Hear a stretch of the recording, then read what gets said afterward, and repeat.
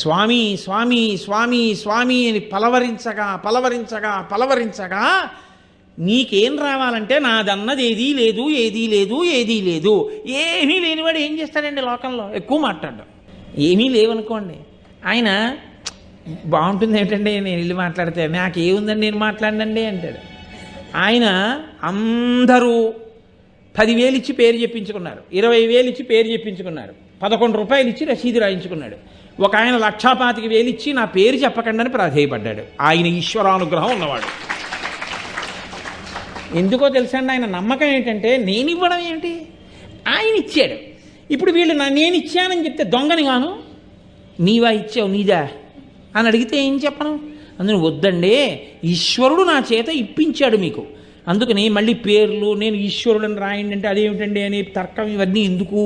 అందుకని పేరు వద్దు, పేరు చెప్పకండి. అందుకే గుప్తదా